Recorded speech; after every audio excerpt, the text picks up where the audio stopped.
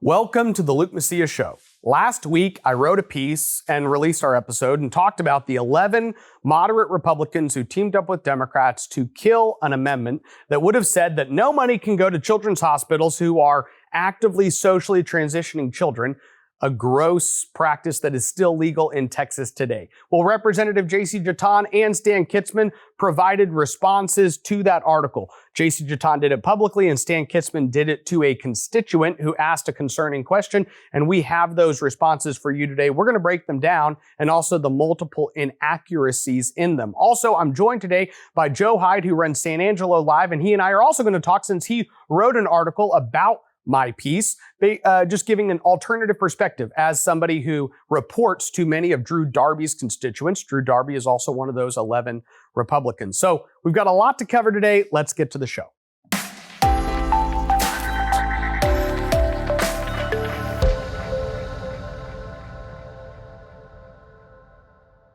So a week and a half ago, I wrote a piece on Texas Scorecard that they published about the 11 Republicans who sided with Democrats to support taxpayer funding to institutions that are socially transitioning young Texans. Now let's talk about what this is real quick. And I do this in the piece, but I want to kind of start by explaining what social transitioning is. See, the transgender religion is hell-bent on convincing children of a lie that a little girl can become a little boy, that a little boy can become a little girl. It's a topic that we've talked about for years on the Luke Macias Show. Well, one of the ways that actually starts, in fact, the way it does start is that a psychologist is involved. It's not a medical professional. It is a child psychologist who meets with a 2, 3, 4, 5, 6, 7, 8-year-old child. And they say, hey, Sarah, maybe you were born in the wrong body. Maybe you're actually a boy. And this Gnostic evil idea and lie is then, the child is catechized into a way of thinking, maybe I am a boy. Or maybe I, a young boy, am actually a girl. And thus starts the process of socially transitioning. And what will then follow is weeks of therapy where this child is basically catechized into this way of thinking. And then they'll do things socially, like, hey, I think it's time to enroll Tommy in school as a girl. But before that, we should have a coming out party. And they'll have everyone over to the house. And they'll say, guys, Tommy is now Rachel. And this might be when he's 6, 7, or 8. And they'll say, his old name is now dead name.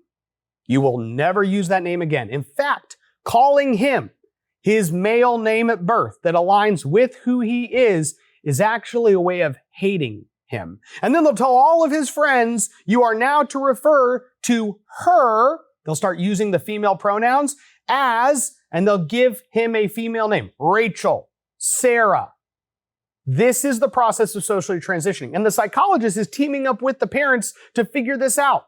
And then they say, well, now that all of his, or all of her, because they're at that point calling him or her, they'll say, well, now that we've come out to the community, now it's time to enroll this child in school as their new name and their new gender. And then all the teachers will join in and continue to lie to this child. This is the type of abuse that is still happening in Texas today because it wasn't addressed in the transgender ban that passed. The transgender ban that passed, which we're going to get to in a second, dealt with the most extreme versions of this religious cult. It dealt with the surgical removal of the genitalia and the breasts of the child. It dealt with the actual blocking of the puberty of the child, and then the application of cross-sex hormones. So you block the puberty first, then you apply the cross-sex hormones. But all of that doesn't usually happen until 10, 11, 12. So what wasn't addressed is all of the transgender services that happened prior to that, and then also the other stuff that happens alongside. If you think that a 12 and 13 and 14-year-old aren't still meeting with these leftist psychologists, you're wrong. And in fact, this came up during the debate of SB 14. I've pulled just one clip of discussions between Representative Tony Tinderholt and a psychologist that actually testified. And I want to go to this clip for a couple minutes and come back, but here's what you need to know before this. First and foremost, Jacey Jetton sat throughout the hours of testimony on this bill. And not only that, there were private discussions on the policy of transgendering children. Okay, one thing that was very clear is that the psychological services were not included in the bill. Not only in the clip we're about to go to, but in subsequent discussions that happened. Jacey Jetton was actually not in his chair when this discussion happened. So we can honestly say he didn't hear this exchange, but there were multiple other exchanges. I want to go to this clip so you can get an understanding of the reason I'm certain that this is still happening in Texas. Let's go to this. So do you assist some of these folks, young children, in transition? I assist in their mental health care during transition, if that's what you're asking, sir. So are you supportive of it with the individuals? I think that's a fair statement in the context of, doing, again, a careful assessment, collaborating with parents, collaborating with the young person. So as we go through this, if this bill passes the way that it is, you can continue to do the services you do. They just won't be able to get the medication, and they may not be able to get the surgery. Is that correct? That's correct. So you could continue to emotionally or mentally transition them.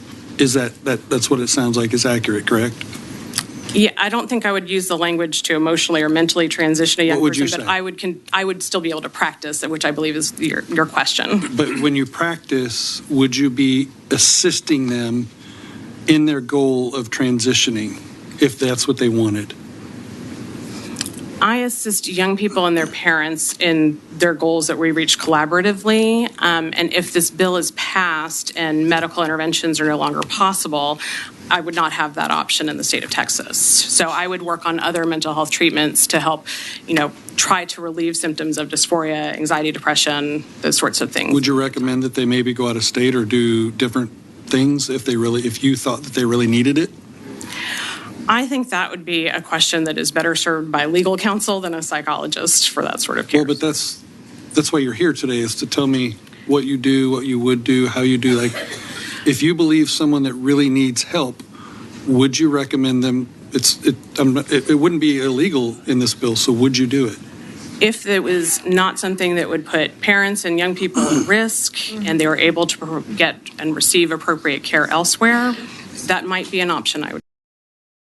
In just a moment, we're going to actually go to Jacey Jetton's email that he sent out to all of his constituents, or at least the ones that are on his email list, and he posted it on social media and said, "Here's my defense for all of the attacks on me for my bill." Here's what I want to focus on quickly from the clip.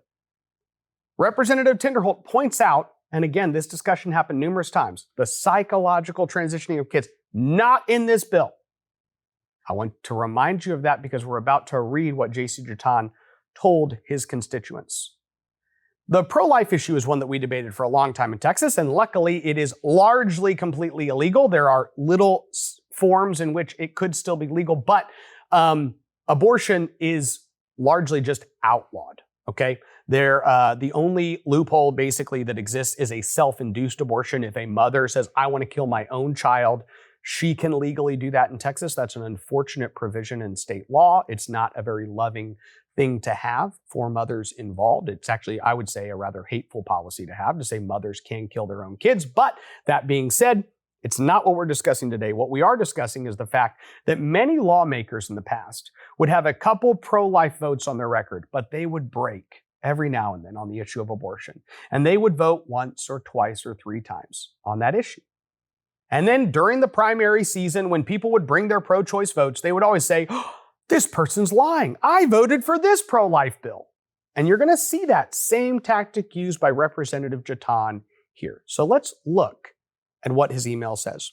The first thing I want to highlight is this question. It says, "I thought the Texas legislature already banned child gender modification bills," because people are saying, why did you vote this way? Here's his answer. He says, "Yes, that happened this session. Senate Bill 14 prohibited gender modification surgeries for children, treatments to change hormones, and put parameters around mental health counseling services." And we're actually going to get to Stan Kitzman's response because he has a similar thing that he said. Here's what you need to understand. There are not any parameters that prohibit a child psychologist from socially transitioning a kid. I look forward to Jacey Jetton further expounding upon his little sentence there. I'm sure his staff read the whole bill and said, well, maybe this one sentence applies to this one. We'll use that to say that it applies to counseling. It doesn't apply to counseling. The legislation doesn't apply to counseling. It doesn't regulate counselors. That debate was had on the floor. Representative Oliverson said it didn't actually address counseling. And Representative Oliverson was there in the committee when this psychologist said, this doesn't apply to me. Yes, it doesn't apply to you. And Tom Oliverson voted with Tony Tinderholt to say, hey, it would be good to restrict this since we know it's going to keep happening. Let's go to the next thing he said. Would this failed amendment do anything beyond what SB 14 did? Now, again, the amendment that Jacey Jetton voted for said that if taxpayer money is going to go to a child hospital, they need to not socially transition kids, which they can do. According to him, no is the answer. Now, that is a lie. And the reason I say it's a lie and not a half-truth or a mistruth is because it did, in fact, do something more. Because under current state law, let's just make this clear. Under current state law, money can go from the state government to any hospital, irregardless of the transgender psychological services they provide children. This amendment would have said for this pot of money, it can only go as long as you're not doing those services. So the statement that no, this does nothing that SB 14 did is outright false, clear as day. It says the language of the amendment would have provided zero additional protections for kids beyond those provided in SB 14. Just flat out false. Let's go to the next thing his email said. This is actually how he started it, which I think is so funny. Was HB 1898 a gender modification bill? The answer, Jacey Jetton says, is no, it was not. This is such a lazy response from Representative Jetton. And the reason I would say that is because, again, if I said, hey, I'm going to give all of these women's health clinics $100 million on these criteria, and somebody said, hey, I'm going to add an amendment on that criteria, and I'm going to say a women's health clinic that provides these services cannot receive this money if they provide abortions. This was done every single session in the Texas budget. Now, no one ever said, well, I'm voting against that amendment, and it's not a pro-life amendment because the budget is not a pro-life bill. They said, yes, when money is going to an institution and you restrict what that money, not only what the money can get used for. See, this is the other difference that you have to understand. See, for a while, Planned Parenthood would come out and say, we don't use any taxpayer money to provide abortions.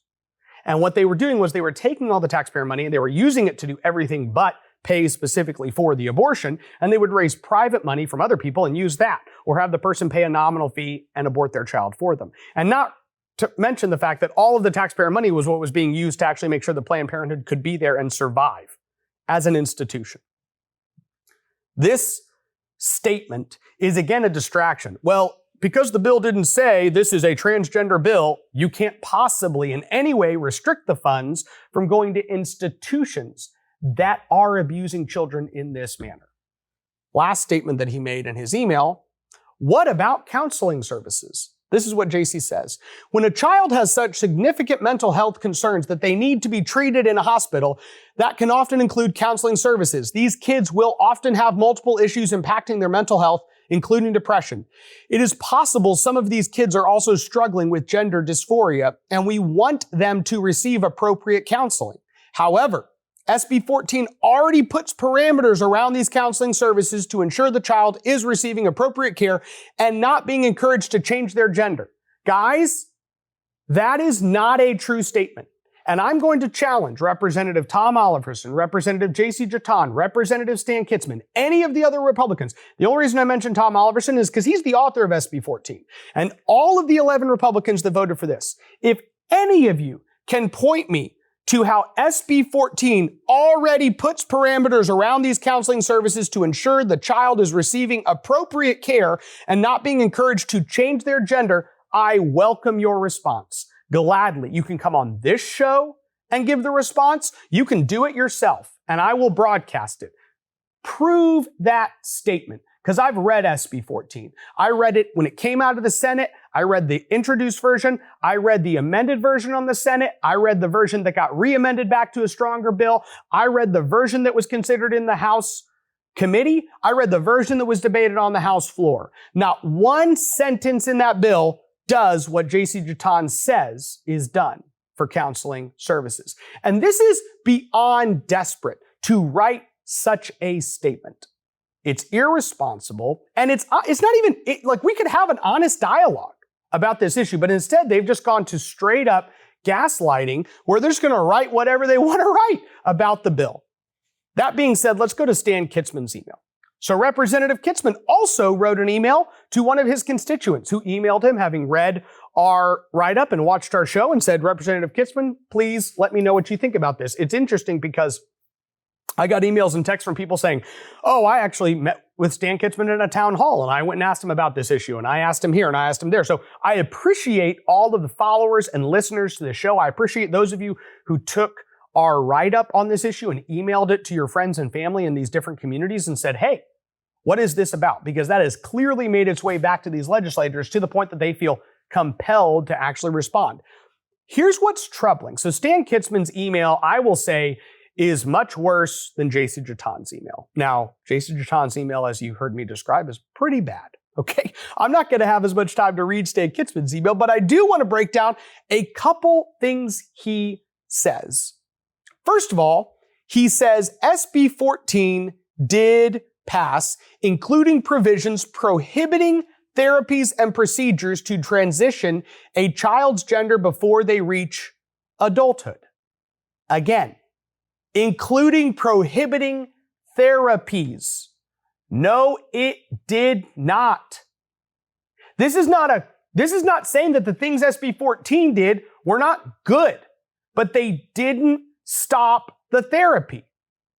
And Stan Kitzman has decided, well, the only way to get out of this sucker is to say I voted to do it, whether the bill did it or not. You heard in the clip, this therapist, it doesn't restrict me. I will continue providing these services, but that's okay. So that is just the outright false statement that Representative Stan Kitzman makes. Here's another thing he says. Let's go to the next thing.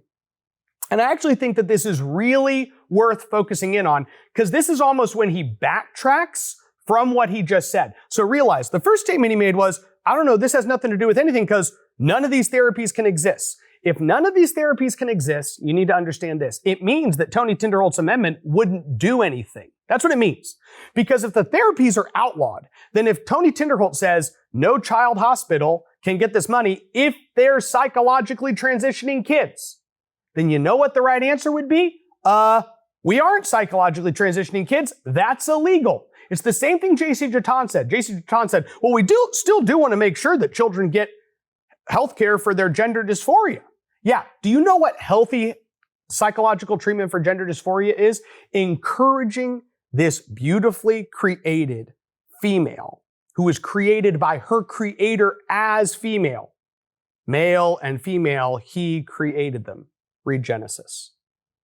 The right way to encourage these people and to not hate them is to actually tell them that you were wonderfully made, a female or a male, and then to encourage them psychologically into that. And what we know is that before these radical transgender ideas came, 90 to 95% of children who had gender dysphoria stopped having it after puberty.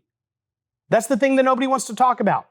In every instance prior to the Dutch Protocol coming into being in the transgender movement, 90 to 95% of children's dysphoria left after puberty. That's why the movement is hell-bent on stopping the puberty. And that's why they want to get to them earlier, because they have to change this child's mind.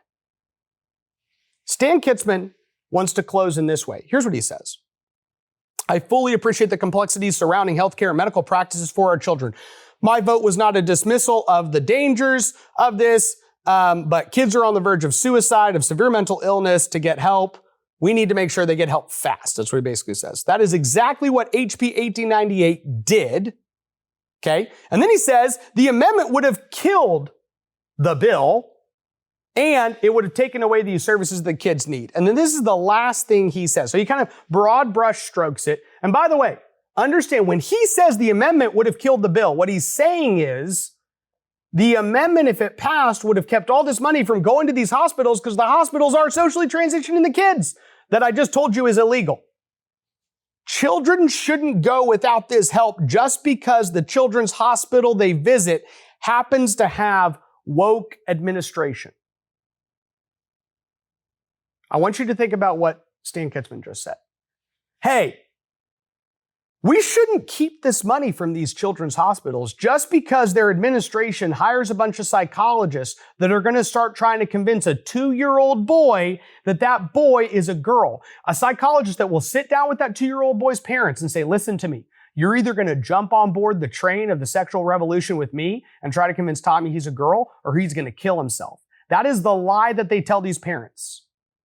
You've heard it a lot. But I'll remind you, here's what they tell them. They sit down and they say, Mom, Dad, your son Tommy was born a boy. Would you rather have a living girl or a dead boy? Would you rather have a living daughter or a dead son? Because if you insist on trying to encourage Tommy in his own biological sex and that his gender coincides with that, and he should be taught and encouraged and loved to live in that. If you do that, you Neanderthal of thought, you're going to kill him. His blood will be on your hands. It's the same language Stan Kitzman uses. He literally says, I didn't want the blood of these kids on my hands, therefore I had to vote for the bill and fund the social transitioning. Because here's how it works. If we give all this taxpayer money to all these institutions and say, we don't really care what else you're doing with these kids, then we are complicit in the activity. That's what I believe. That's what a lot of constituents of these representatives believes. And that's why they're getting asked these questions. Their defense falls short. Their defense is inaccurate. It's very unfortunate to see how desperate these members are being. But the truth is, this is a discussion we should have. And there are people who will disagree with my perspective on this issue that can do so in a rational and reasonable way. Stan Kitzman and Jacey Jetton are not those individuals. When we come back, we're going to have a discussion with Joe Hyde, who's somebody I met because he wrote a piece contending with some of the things that I have said about Representative Darby and all these other representatives. We're just going to talk about that a little bit and also the work he's doing in West Texas, some of the differences that are coming, the future legislative battles that are occurring when it comes to rural Republicans, Democrats, and the different policies that they will often see eye to eye on that are even going to be discussed this fall. So I look forward to that discussion when we come back. Citizens should dominate the conversations around culture and government. And to do that, we need to be informed. That's why Texas Scorecard exists, putting the news in context. We cover the stories that matter to you, the ones that you talk about around the kitchen table, not those dictated by politicians or coastal elites. Our mission is to help citizens move from media consumers to cultural and political influencers. The issues you care about, covered by people who share your values. Texas Scorecard, real news for real Texans.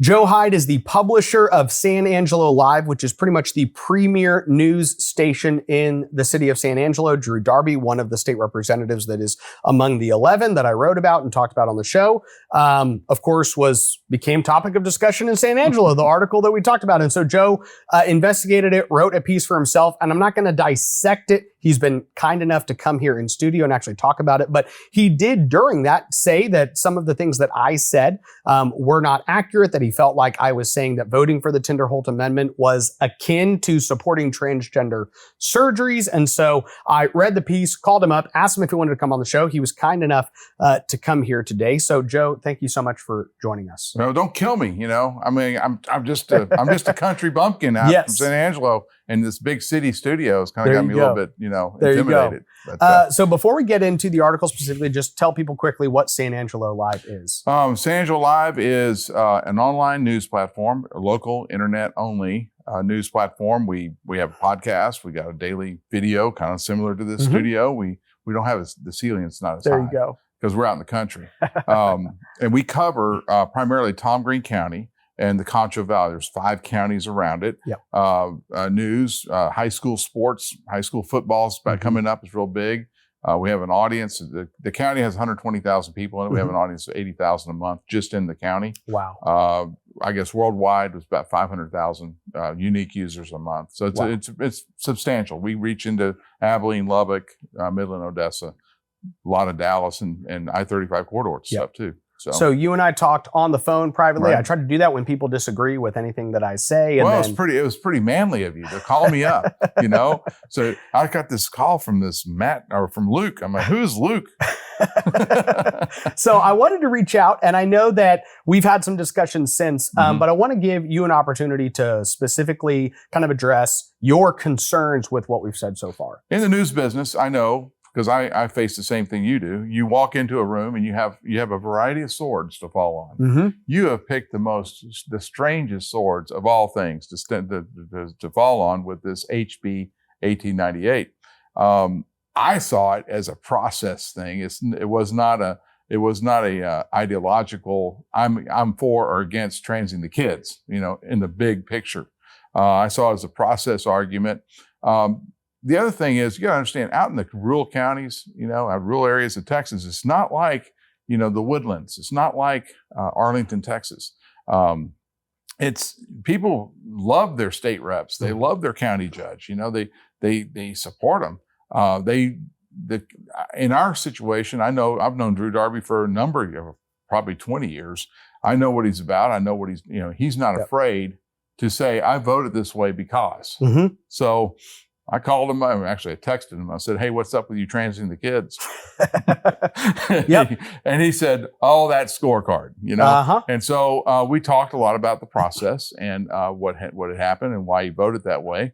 And, you know, we have Shannon Women's and Children's Hospital. You know, I think a bigger problem in the counties today, in these rural areas and probably in the cities too, but I'm not an urban guy anymore, right? I moved out of Houston, so I'm not an urban guy anymore. But the big problem is our jails are full of 20, you know, if you talk to our county sheriff, he'll tell you our jail has 25% of its residents in the jail have some kind of mental health disorder. The cost of drugging, you know, the drugs that go in for mental health is in Tom Green County used to be about $17,000 a month. We've gotten it down to about $8,000 because of some really tight management. So mental health is a big deal for us. And we have Rivercrest Hospital, which is overflowing.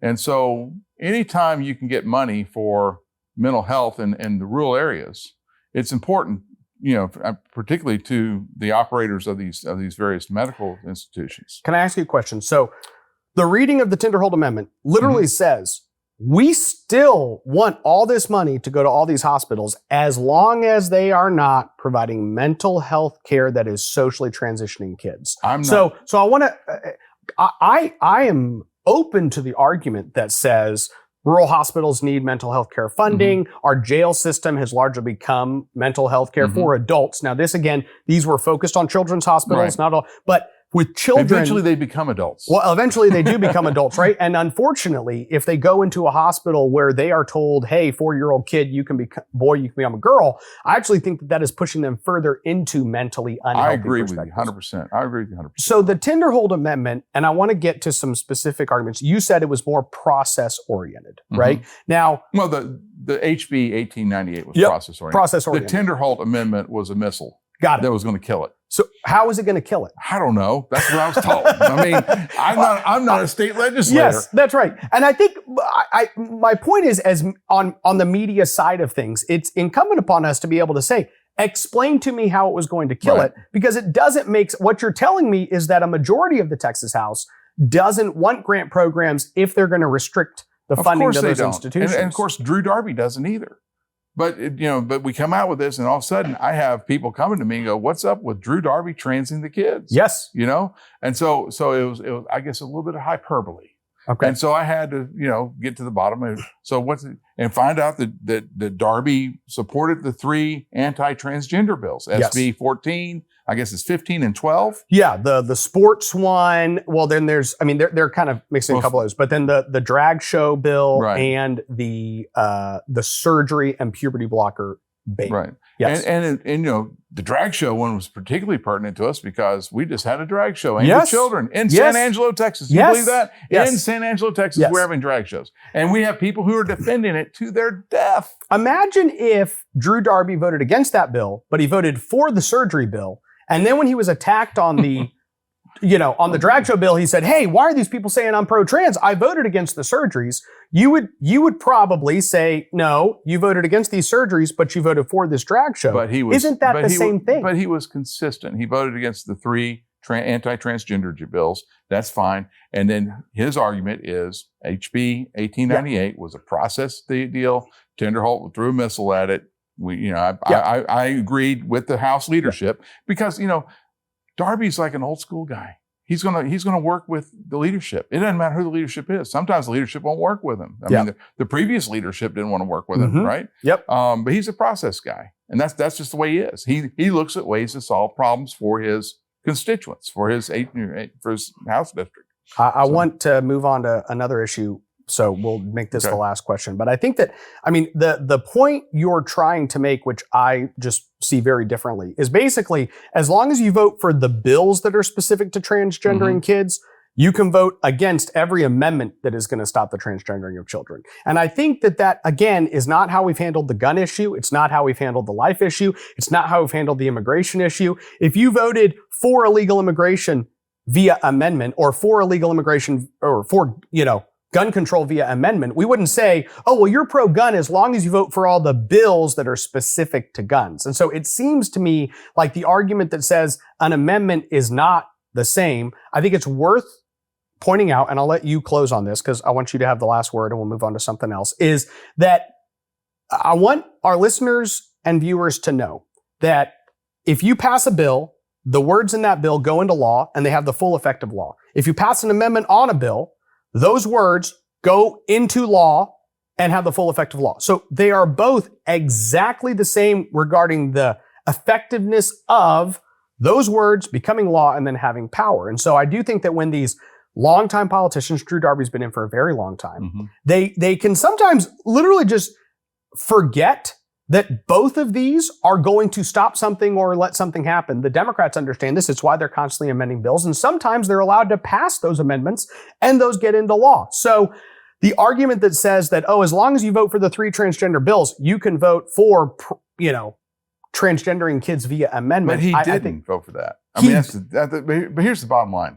Go ahead. Close us out. At the end of this whole debate on HB 1898, the House voted 128 and had 6 no votes on it. They voted 128 people in the House. That's Republicans and Democrats voted to pass it.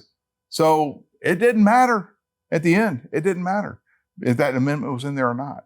Now, maybe it would have mattered if the amendment was in there. Maybe the Democrats wouldn't have voted for it because they always want some kind That's right. They want to transgender the kids, right? Of course they do. A lot of them do. Yeah. So they would vote against it if it kept the kids from getting transgendered. And so I don't think they knew how many people would vote for it or against it. I don't think they whipped it. I really don't. Just looking at the House, the floor debate was very cursory. I mean, it looks like they were just slamming through a whole bunch of bills that day, right? Yep. And so I don't think that. I think Darby was worried about the thing not passing. Not that. I mean, I agree with the other argument. Why don't we take that money and give us more property tax relief? With it, but legislators are going to legislate, and they're going to pass out these little grant programs and things like that. If that's the way it's going to be, it's going to be. I want Tom Green County, I want District 70, House District 72 to have that money for our House bills because our jails are 25% mental illness. So one of the other issues that is going to come up probably in the month of October, we're going to have a very contentious debate here in Austin regarding school choice, parental rights. Basically, over 85% of Republicans, including those in rural Texas, have said they want a program where the money follows the child at the parent's direction. So the parent says, "You're going to this school. I want you to go to this school. We're moving." And then a certain amount of money allotted to that child goes. And this gets called school choice, parental rights, vouchers, a bunch of other things. This is an issue where the Democrat Party and the teacher unions often find alliances with some rural Republicans, you being... all rural Republicans. Well, definitely not all rural Republicans. I mean, there's quite a few out there. I know that Dustin Burrows out of Lubbock has voted for school choice. Lubbock's a metro area. Well, that's not rural. Shelby Slauson, Stephenville, down to there. I mean, she's definitely a rural state representative. You have Brian Harrison, who's south of, I mean, it is, I would say that your statement, all rural, is probably more accurate like 6 years ago. But today, rural Republicans are definitely divided on the issue as a whole. But where I will agree with you is that all of the Republicans I know that do oppose it are in rural Texas. So 100% of the opposition comes from rural Texas. In the Republican Party. In the Republican Party. Right. And well, every rural state representative is pretty much a Republican, except for one or two. You're right. And so if you take rural Republicans, they are somewhat split on the issue. In fact, Stan Kitzman, who I was not, I kind of criticized pretty heavily, he voted for school choice multiple times. It represents a rural area of Texas. So again, rural Republicans are split, but all of the opposition comes from these rural Republicans. Tell us why you think that's the case. Have you ever seen the movie or the TV show Friday Night Lights? Yes. Okay. Particularly the TV show. I know it was I have not seen the TV show. I've seen the movie. The TV show was filmed in Pflugerville, so it's not necessarily like, totally rural. Yep. But it depicts a rural town. These small towns, Robert Lee, Christoval, Wall, Texas, Sterling City, Erie County. We're going into high school football season, so I'm like up on the names. Sonora, Texas, like the Sonora Broncos. Iran. It's not Iran, it's Iran. But anyway, all these schools all these towns are defined by their schools. And they're further defined by their front porch, which is their football program. If you take away funding from these rural schools, a lot of them on a pretty shaky ground, because what we're seeing right now is we're seeing a little bit of a migration from these small rural areas because we no longer need ranchers. We know, the ag work is getting more mechanized. A lot of the ranch lands turned into hunting. Some rich law firm in Houston buys a bunch of land out in Sanderson, Texas, and next thing you know, we don't have any ranches, right? We just have hunting grounds. So a lot of these towns are shrinking. So the school district, unless they have an oil well or two out there, the school districts are under pressure financially. The voucher system is what we're really worried about. I think if you look at Tom Green County, which is San Angelo area, the Concho Valley, we really do have school choice. For example, I live in the Christoval school district, which is Christoval's a little town south of San Angelo. My 3 kids all went to Christoval. My youngest daughter thought she could get a better chance of going to Texas A&M if she went to San Angelo Central. So her sophomore year, we put her in San Angelo Central. Didn't cost us a dime. We just chose what school we want to go. If you want to go to Christoval, you want to go to Grape Creek, or you want to go to Wall, you just apply and you go. And it's de facto school choice out there. So there's no need for it. Now I understand I grew up in Katy. I understand Katy, Texas has 8 high schools.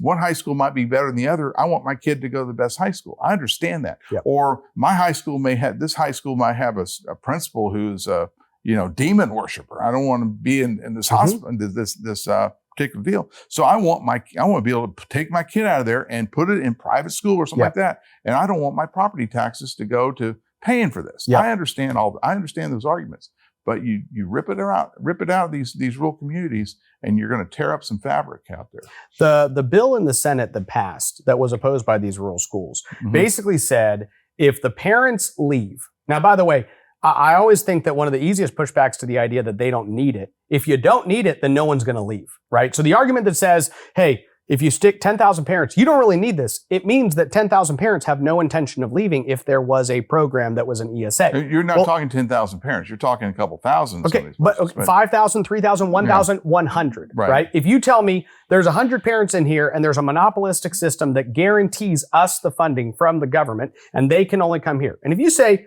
it's like basically saying, hey, this is like the Hotel California. Like, look, we don't need a way to leave the hotel. None of them want to leave anyways. Okay, well, why don't you just give it to them and see how many leave? Now, if they do leave, it meant you need them. Now, the child can only leave if the parent says there's a better education somewhere else. So I would argue that if they leave, if one parent leaves, then evidently there was a need because the parents care far more about that child's education than any education system ever would. Private, public, charter, anything. The other point that I want to make is that you kind of pointed out was The Senate passed a bill that said, if the child leaves, we are going to pay that school district $10,000 a year to cover not educating that kid. So like these schools are going to say, stop right there. Do you remember a couple of years ago, this thing called acetar? Yep. Remember that? Yeah. When they did away with acetar, Yep. they almost ripped up and destroyed some school districts out in West Texas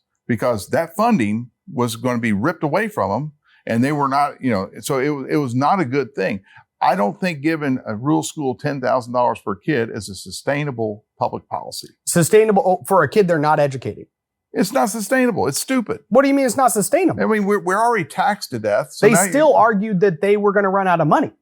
They're arguing they're going to run out of money even when you're paying them to not educate the kid that leaves. They say, well, we're still going to run out of money. I'm saying sustainable from a statewide taxing policy.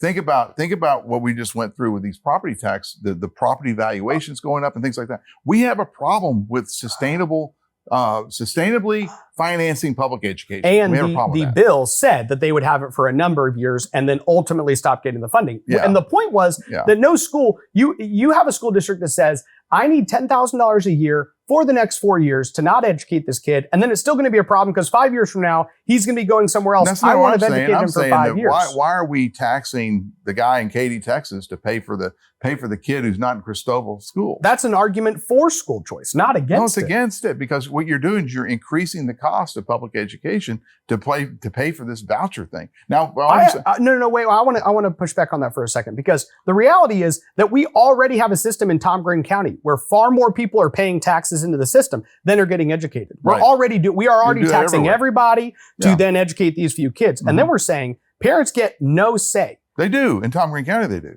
They do if they want to stay within the monopolistic system just for a different school name. We have a charter school. You could go to a charter school, but most of them have waiting lists. There are millions of kids that are trying to get into charter schools think ours does. On waiting lists. I will say we have this is a macroeconomic situation what you'll see with school choice if you start giving out vouchers. We have two main primary high schools in the San Angelo ISD. We have Lakeview High School, which is a 4A, and we have San Angelo Central, which is the 6A. It's kind of like the banner leader of the town. Well, we also have a charter school called TLCA, and TLCA has grown pretty big. I mean, I think their headquarters is in Arlington now, but TLCA is now caught on fire. Where are they grabbing their students from? Lakeview. And this is something that you don't see reported in the news, but Lakeview is getting drained. It's kind of like a brain drain out of Lakeview into TLCA. This is a situation where Lakeview is going to get when you say drained, you're referring to parents deciding they can get a better education for their kid. Active parents are saying, my kid can get a better education. And I wouldn't say that's draining. I would just say like parents, once they have an option, are choosing something else. By the way, but my point is you just made the argument that said they don't really need the options. And now you're talking about the fact that once this other option came up, these parents were fleeing to another school. So which fleeing, it took a while. You said drained. I did say drained, but I would say that one school now is drained. And the other problem is, let's say you're a really good high school football receiver. Guess what? You're probably going to end up at Central. So the football team at Lakeview suffers because of that. But anyway, isn't that the way all competition works, though? I mean, whenever you put in competition, aren't there some people who aren't doing as good a job? Competition. Let's say we do have your school choice, and we have all these little startup private facilities joining. Everyone's going to those. The real competitive ones, they don't have to let everyone in. So where is the kid who is quadriplegic, who has learning disabilities? Where are they going to end up? They're not going to be able to go to, rich guys, private school A that's exactly $8,000 a semester. They're going to stay at San Angelo Central. And so now you're going to say, well, with your student body that's special needs, you need to compete with all the smartest kids in the county. I don't think there needs to be some kind of controls on that. So I think I would point out that at the start of your defense or opposition to the policy, you said, everyone here is fine. They don't need this. They don't. Right? Now you're saying, well, actually, if we do it, all these people are going to go because evidently it's so much better. If they went. Okay. Which one is it? Are they going to leave or are they all going to stay? Because if they're going to stay and they don't need it, then the policy and program wouldn't be bad to have. I think they probably would stay. I don't know. And I think in Katy, Texas, you're going to drain Katy High School. Yep. I think what I would say is I just showed you examples of how a school choice situation can't take away students from one high school. Yep. San Angelo ISD has a crisis with Lakeview. They need to address it. We haven't talked about it in the news. I haven't written about it, but there is a crisis there. They need to figure out how to fix that. And I don't know what the answer is. I'll close this with this. The people who have argued for parental empowerment have done so because they primarily believe that the parents should have the ability. Some will decide to choose small schools, some will go to charter schools, some will stay at the public school. And ultimately, we know that there's a responsibility we have to make sure that our education is world class. We haven't seen any of the dire predictions of the anti-parent empowerment school choice movement come true in the other states where it's been implemented. Iowa has a lot of rural areas. Arizona has a lot of rural areas. We don't see any of the rural schools in Florida. It is not the case that once you get out of the city, every school district is drained of money and doesn't function. The state to look at is Indiana. Indiana has a reasonable first, I guess, punch into subsidized school choices. Basically, we're giving vouchers, and they means tested it. And it was a very small thing. They just came out this legislative session in Indiana, and they expanded it to about 50,000 families are now, or 50,000 school children are eligible for it. They went from like 10,000 to 50,000. Now, if you want to explore it, I say that's the way you do it. You don't go out with this one size fits all, because the last thing I want is my tax dollars sending $8,000 to some rich parent in Highland Park in Dallas to send their kid to Catholic school. I don't want to pay for that. I really don't. That makes me kind of angry. That's kind of anti-conservative. But if we can start out small with some means tested tests in various areas, we probably can figure out some problems, because we do have a problem in that parents don't trust the public school system. There is a crisis there. And I think that's something that we need from the bigger area. How do we fix this lack of trust in the public school system or in the public education system? And that's really what we're both on that game. Yeah, right there. I think a huge step in the right direction to giving parents trust, and I'll close with this, is that they will trust the system that is okay if they go somewhere else. And when you have a policy set in place that says all of you have to be here, but by the way, you should trust us, we really are doing what's best for your kids, it tells them, I'm not sure what you're all doing, but clearly you don't trust me, so I'm not sure I'm going to trust you. A system where the parent has the freedom to go means every single student and parent that are there at that school have chosen to be there, which also means that they're even more invested both in the public, charter, private option. Joe, thank you for coming on. Thank you for being willing to discuss our differences on both of these issues. And thank you for the work that you're doing in San Angelo. Well, thank you. It's been a pleasure coming out here to Austin. Yeah, absolutely. No ads, no paywalls, no government grants, and no corporate masters. Just real news for real Texans. This is Texas Scorecard.